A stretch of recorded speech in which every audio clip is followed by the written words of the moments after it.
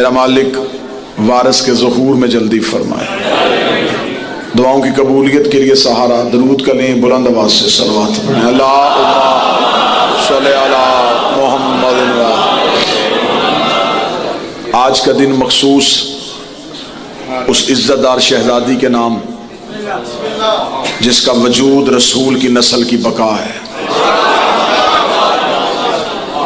آج کا یہ دن منسوب ہے اس باعزت مستور کے نام جس کی وجہ سے آج تک نام رسول زندہ ہے۔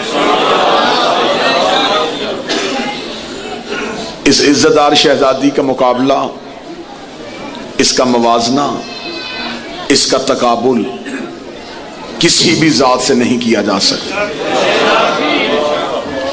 کیونکہ جو خود بے مثال ہیں وہ کہہ رہے ہیں کہ یہ ہم پہ حجت ہے، جن کی اپنی نظیر کوئی نہیں وہ معصومین کہہ رہے ہیں کہ یہ ہم پہ حجت ہے۔ جو حجتوں پہ حجت ہو اس کا تقابل نہیں بنتا۔ ایک شخص نے معصوم سے پوچھا، مولا عیسیٰ کی ماں کی عزت زیادہ ہے یا حسین کی ماں کی؟ امام نے فرمایا تقابل بنتا ہی نہیں، وہ کنیز ہے، یہ سیدۃ النساء ہے۔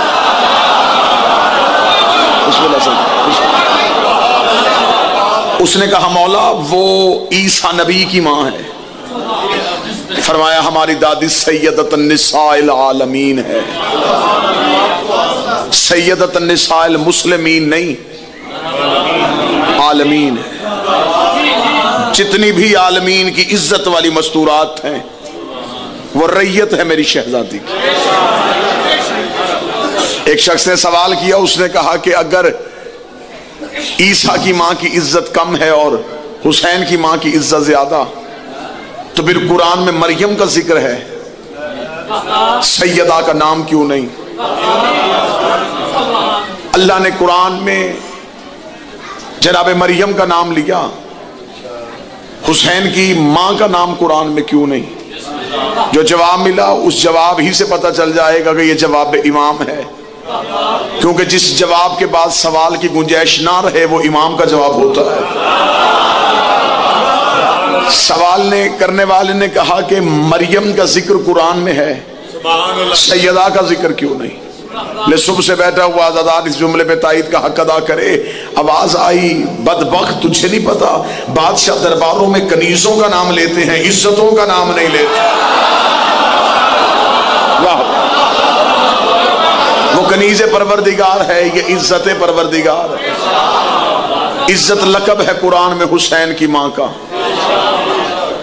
جناب مریم کا تقابل بنتا ہی نہیں۔ مریم کی ماں حنانہ خاتون منت مانی تھی کہ اللہ مجھے اولاد دے، میں اس کے گھر کی مجاوری کے لیے وقف کروں، بجائے بیٹے کے ہو گئی بیٹی۔ میرے مالک میں نے تو منت مانی تھی، اور یہیں پہ جملہ ایک اور ہدیہ کروں، منت ماننا اگر بدعت ہوتا تو کبھی بھی عیسیٰ کی نانی اور مریم کی ماں منت نہ مانتی۔ میرے مالک اب کیا کروں؟ فرمایا منت پوری کر۔ مالک یہ تو بیٹی ہے، فرمایا اسے مجاور بنانا تھا، اسے کنیز بنا۔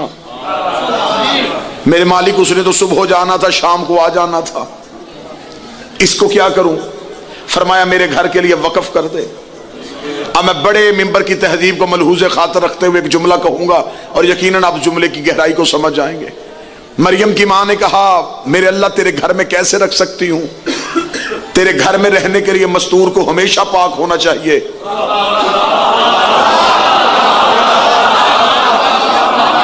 یہ تیرے گھر میں کیسے رہے گی؟ فرمایا رہ لے گی، کیونکہ مستور نہیں بطول بھی ہے، اور بطول کہتے اسے ہیں جو ایک لمحے کے لیے بھی ناپاک نہ ہو، اسے میرے گھر میں رہنے دے۔ میرے مالک پھر سارا انتظام کس کے ذمے؟ آواز ہے وہ انتظام زکریا کے ذمے۔ وَقَفَلَهَ زکریا، زکریا سے کہا تو کفالت کر۔ جناب زکریا رشتے کے اعتبار سے جناب مریم کے خالو تھے، اللہ نے کہا زکریا تو نے کفالت کرنی۔ جناب زکریا گئے بیت المقدس کا۔ بس یہ تھوڑی سی تمہید سننا، دو بہترین نتیجے اور آپ سے اجازت لوں گا۔ بیت المقدس میں ایک حجرہ بنایا, حجرے میں مصلی بچھایا, مصلی پہ اللہ کی کنیز کو بٹھا دیا. بابا جی جناب زکریا بٹھا کے دروازہ بند کر کے تبلیغ دین کے لیے چلے گئے.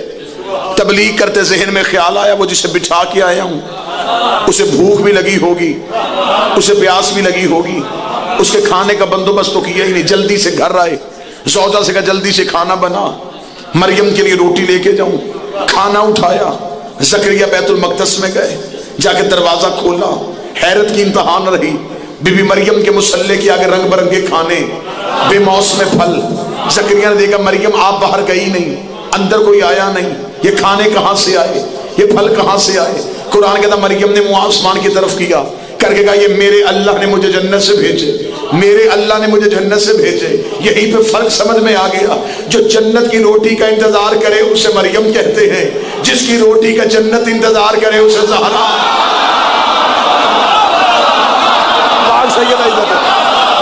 بسم اللہ سے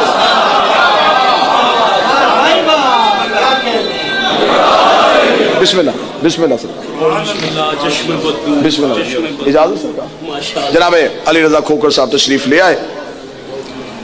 جو جنت سے روٹی منگوائے اسے مریم, جو جنت روٹی بھجوائے بولے گا تو صحیح نام ہے. چلے میں لفظ تبدیل کر دیتا ہوں, اس لفظ میں عقیدہ بھی آ جائے گا. جو ادھر والوں سے کھائے اسے مریم کہتے ہیں, جو ادھر والوں کو کھلائے اسے زہرا کہتے ہیں.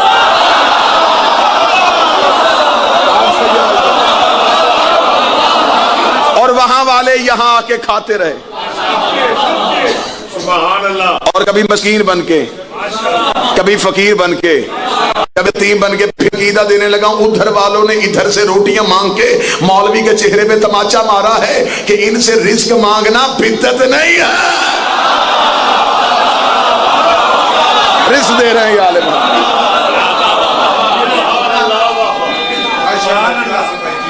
بسم اللہ.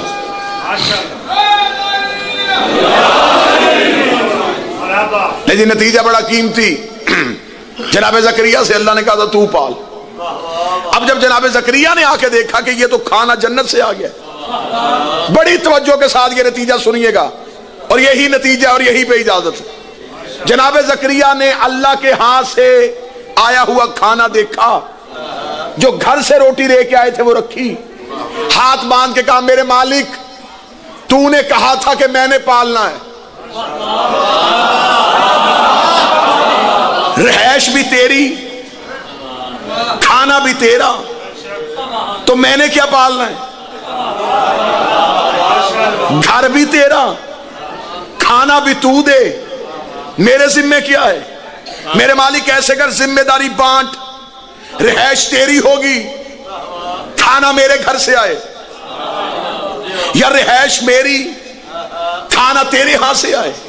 آخر کوئی تو لکھے تاریخ میں کہ زکریا نے بطول کو پالا تھا, مجھے کہہ دیا تو پال, گھر بھی اپنا دے دیا, کھانا بھی اپنا دے دیا.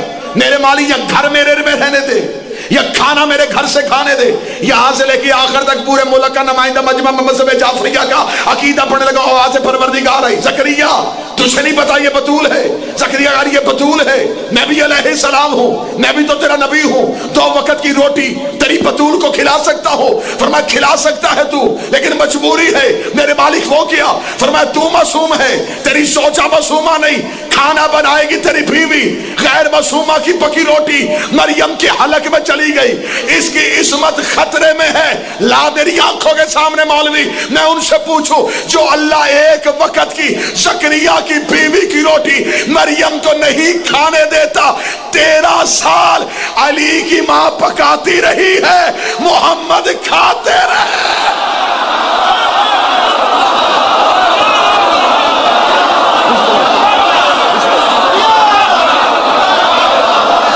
پکائے علی کی ماں.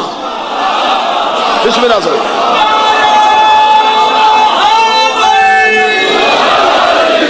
پکائے علی کی ماں, کھلائے حضرت عمران. اس کا مطلب اللہ کی نظر میں ماں بھی معصومہ,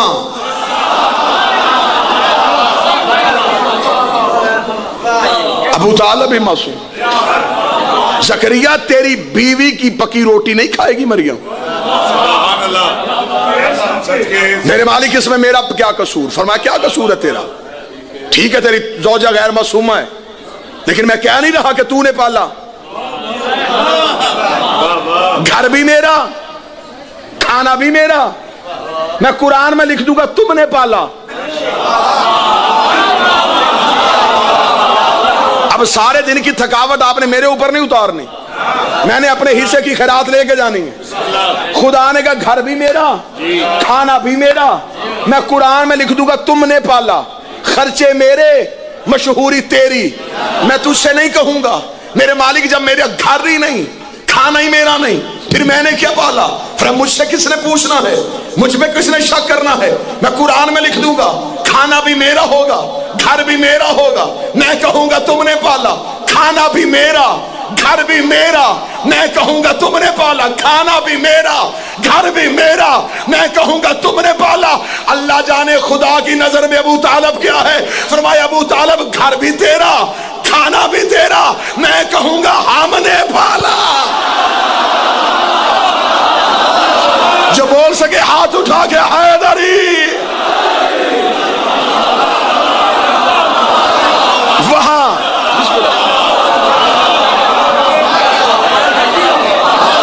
کھانا بھی تیرا، گھر بھی تیرا، میں کہوں گا علم یجد کا یتیمن فآوا، اسے ہم نے پالا،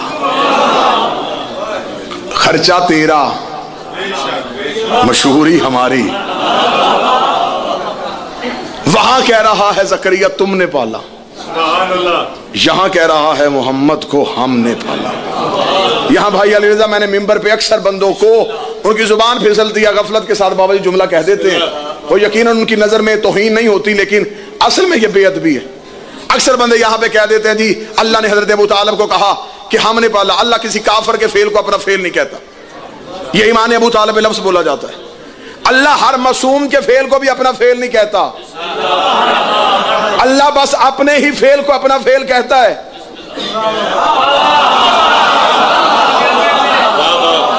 یہ حضرت ابو طالب کی گود ہے، توحید اسے اپنی آغوش سمجھ رہے، اسے ہم نے پالا۔ لے کے آ گئی، بسم اللہ، لے کے آ گئی ہے مریم عیسیٰ کو گود میں، پوری کہانی چھوڑ دی، اور بات میں نے قرآن سے بی بی مریم کی شروع کی، اور آج کے دن پہ آنے لگا ہوں سرکار، آج کے دن پہ گفتگو آنے لگی، بابا جی دعا فرمائیں گے، آج کے دن پہ گفتگو آنے لگی۔ جناب مریم گود میں عیسیٰ لے کے دروازے پہ کھڑی، قوم چاروں طرف سے آ گئی، قوم نے آ کے مریم سے کہا مریم یہ بچہ کہاں سے آیا؟ قرآن میں پوری کہانی جناب عیسیٰ بول پڑے، اس میں نے وقت نہیں گزارنا، نتیجہ ایک دینا ہے۔ قوم آئی تھی الزام لگانے، حضرت عیسیٰ بولے، عیسیٰ نے بول کر میں اللہ کا عبد ہوں، کتاب لے کے آیا ہوں، نبی بن کے آیا ہوں۔ قوم نے عیسیٰ کو بولتے ہوئے سنا، خاموشی سے قوم نے سر جھکایا۔ ابھی کبھی امام بارگاہ میں یہ مسجد سے قرآن اٹھا کے ممبر پہ لاؤ، مریم پہ الزام لگایا قوم نے، لیکن جب حضرت عیسیٰ بول پڑے پھر قوم نے دوسرا الزام نہیں لگایا، پھر خاموش ہو کے قوم چلی گئی۔ اب یہی پہ طلع گنگ میں 3 جمادی الثانی کا یہ سارا مجمع آؤ اللہ سے جا کے سوال کرے، میرے مالک یہ جو آئے تھے تیرے دروازے پہ، یہ تیری بطول پہ الزام لگانے آئے تھے اور واپس جا رہے ہیں زندہ۔ اس دور میں عذاب آتا تھا، آسمان سے بجلی گراتا، زمین کو کہتا پھٹ جاتی، یہ زمین میں چلے جاتے، الزام لگانے آئے تیری بطول پہ اور واپس زندہ جا رہے ہیں، میرے مالک ان پہ عذاب کیوں نہیں آیا؟ فرمایا عذاب انتظار میں تھا لیکن ٹل گیا، آنا تھا ان پہ عذاب، جب یہ گھر سے چلے میں نے عذاب بھی بھیج دیا تھا، عذاب انتظار کر رہا تھا لیکن ٹل گیا۔ میرے مالک کیسے ٹلا؟ مریم سے معافی مانگی، عیسیٰ کا کلمہ پڑھا، نہ عیسیٰ کا کلمہ نہ مریم سے معافی، چلے گئے واپس زندہ۔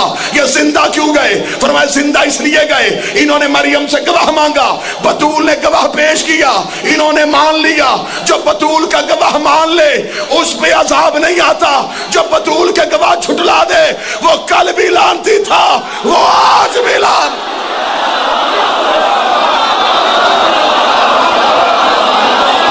اس نے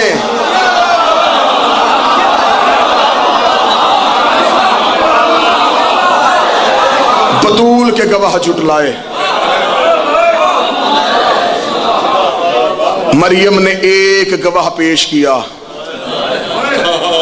قوم مان گئی۔ صرف عیسیٰ بولے قوم سر جھکا کے چل پڑی. کیوں جا رہے ہو؟ انہوں نے کہا بیٹا بول پڑا ہے. گود میں بیٹے نے بول کے گواہی دے دی. کتنا سلام کروں میں اس قوم کو. انہوں نے مریم کا ایک گواہ مان لیا. زہرا کے 2 بیٹے ہاتھوں پہ امامے رکھ کے کہتے رہے ہماری ماں سچ ہو.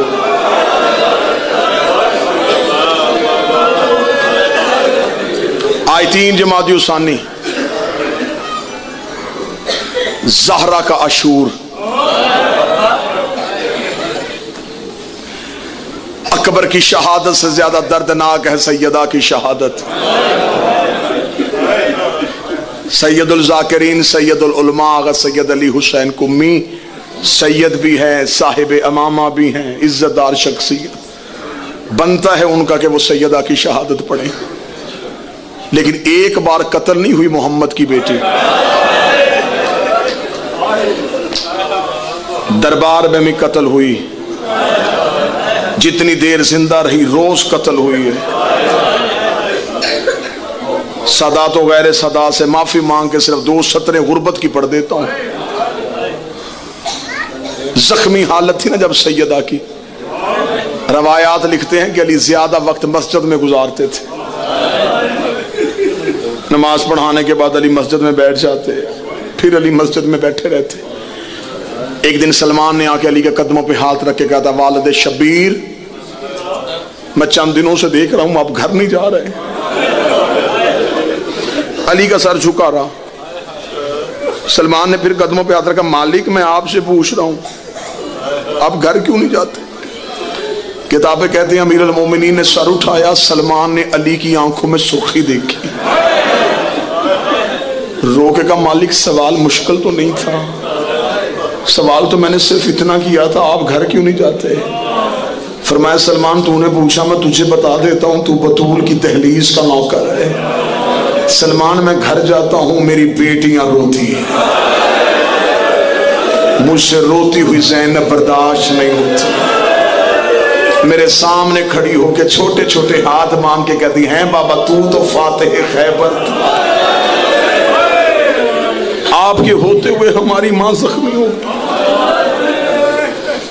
قنوت کے لیے ہاتھ نہ اٹھے زہرا کے پہلو سے ہاتھ نہ اٹھے. جو وصیتیں لکھائیں علی کو وہ وصیتیں ہی پڑھ دی جائیں تو یا ذاکر مر جائے یا سامعین میں سے کوئی مر جائے. کتنی دردناک وصیت ہے. پہلی وصیت ہی پڑھوں اور یہیں پہ منبر بھائی کے حوالے کروں. رو کے رسول کی بیٹی نے کہا یا علی میرے جنازے کا اعلان نہ کروانا. میں نے بڑی خاموشی سے پڑھا ہائے بھی نہ نکلی اس قوم کی. اور جو نہیں رو سکے سر پہ قرآن رکھ کے بتاؤ غریب سے غریب کا اعلان ہوتا ہے یا نہیں ہوتا. لاوارث میت بھی تلا گنگ میں مل جائے پھر بھی مسجد میں اعلان ہو جاتا ہے کہ کوئی لاوارث جنازہ ہے. سیدہ نے رو کے کہا یا علی میرے جنازے کا اعلان نہ کرانا. یا علی آدھی رات کو خاموشی سے اٹھا لینا. یا علی جنازے پہ رش نہ ہونے دینا. یا علی کسی مسلمان کو اطلاع نہ ہونے دینا. یا علی جب سارا مدینہ سو جائے میرا جنازہ گھر سے اٹھانا. یا علی رش میرے جنازے پہ نہ آنے دینا. علی کی آواز ہے زہرا مسلمانوں کو اطلاع کیوں نہیں دینی. روک کے دی یا علی میری مجبوری ہے میری بیٹیاں مسلمانوں سے ڈر گئی ہیں. جب سے دروازے پہ پرسر ڈر گئی ہے میری بیٹی. میرا جنازہ آدھی رات کو اٹھانا. اور حالت کیا تھی اس رات. کتابیں لکھتی ہیں کہ ایک جلا ہوا دروازہ، گری ہوئی چھت، ایک خاموش حجرہ، اس حجرے میں ایک زخمی جنازہ، اس جنازے کے ساتھ 2 بیٹیاں، دروازے پہ روتے ہوئے 2 بیٹے، باہر والی دہلیز پہ چوکھٹ پہ سر رکھ کے علی کبھی گھر کو دیکھتے کبھی باہر کو دیکھتے. میرے بعد اس شخصیت نے پڑھنا ہے, مصائب کا نام ہے, تاریخ پڑھ کے مصائب پڑھتے ہیں. میں تائید کے ساتھ جملہ پڑھوں گا, جتنے سادات بیٹھے ان سے معافی مانگ کے پڑھوں گا. صرف آخری جملہ ہے ماتمیوں کے گریہ کے لیے, ماتمیوں کے ماتم کے لیے, اگر تمہارے اطمینان قلب کے لیے. میں ممبر سے قسم دے دیتا ہوں, یہ ممبر کے غلاف میں میرا ہاتھ ہے, میں غلط پڑھوں سیدہ مجھے دوبارہ ممبر پہ نہ آنے دے. اتنی بڑی قسم میں نے ممبر پہ دی ہے. اب تو جانے اور سیدہ کا مقدر جانے, میں نے اپنی آنکھوں سے معتبر کتابوں سے روایت پڑھی ہے. 7 مرتبہ علی نے زہرا کا جنازہ اٹھایا, دروازے سے جنازہ علی واپس لے آئے. 7ویں بار جنازہ واپس آیا, حسنین نے بابے کے قدموں پہ ہاتھ رکھے. روکے گا بابا اگر دفنانا نہیں پھر اٹھاتا کیوں ہے؟ علی نے سر سے امامہ اترا ہوا. روکے گا میں غریب ہو گیا ہوں. حسنین کی آواز ہے بابا اب کون سی غربت ہے؟ فرمایا حسن دروازے پہ آ. حسن دروازے پہ آئے, سامنے چوک میں بے غیرت کہہ کے مار کے کہہ رہے تھے اے علی تو نے ہمارے مردوں کو مارا, ہم نے تیری مزدور کو مارا. علی رو کے کہہ رہے حسین زینب سے کہہ ماں کے جنازے پہ